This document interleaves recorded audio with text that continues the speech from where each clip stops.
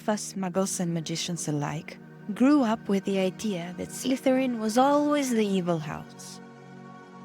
Since the beginning of the story, when Harry goes to Hogwarts and there is the sorting hat ceremony, it's made clear that Slytherin is the house where all evil witches and wizards go.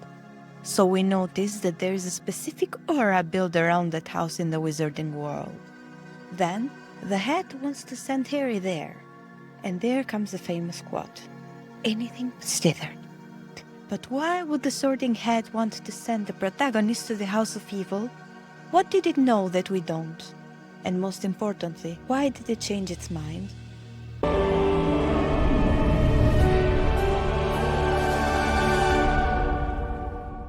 If we notice, every house has a virtue. Gryffindor has courage, Ravenclaw has wit, while Slytherin has power. Power is not a virtue. The quality linked to it is ambition. And while power in itself is moral and neutral, ambition, like every other quality, has a shadow side, control.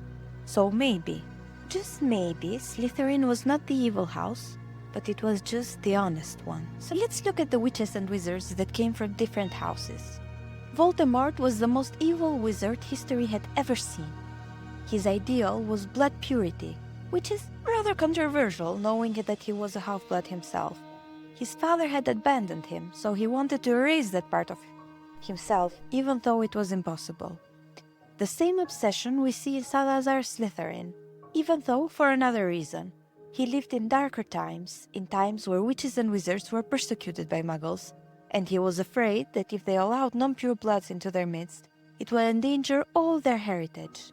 So, in both of these cases, we see that what controls looks like when it's driven by fear. The fear of exposure, of your own origin, of losing your place. Voldemort wasn't evil because he was ambitious. He was evil because his ambition was hijacked by fear. And fear-driven ambition always reaches for the same thing, someone to stand above. But what was the difference between Harry and Voldemort? Why was one sorted into Gryffindor and the other into Slytherin? The answer is pretty simple: choice. Harry had inside him the same darkness as Voldemort, but he acknowledged his capacity and he learned to control it, while Voldemort became prey to his shadow side. He had the capacity of evil inside him, and he used it. Now, the question that has always bothered me to a great extent is, why is Slytherin convicted while the other houses get a free pass? Of course, you would ask what I mean by that.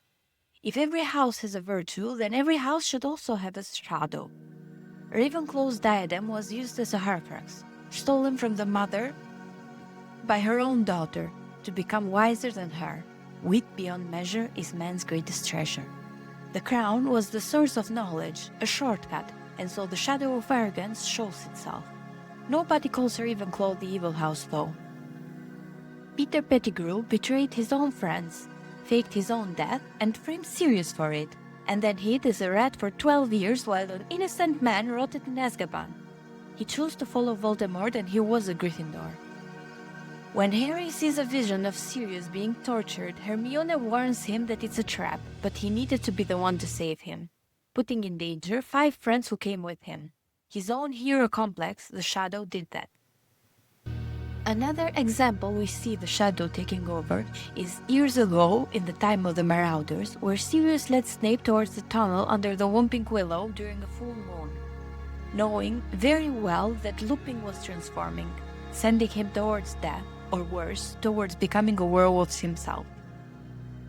And Dumbledore covered for him. He told Snape to never speak of it again. And that's the part that unsettles me. It's not a hero complex, it's not ambition, it's not power. It was done as a joke. Putting someone else's life in danger for a laugh, someone weaker than you, someone not as strong physically or emotionally. Even loyalty has a shadow.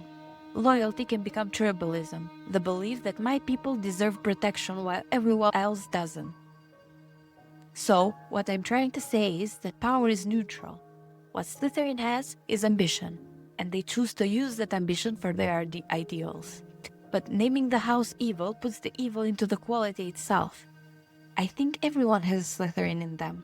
They just should know how to see the good side of it. We convicted the House of Ambition and let the House of Courage bury a murder. Maybe Slytherin was never evil. Maybe it was just the one that got caught looking.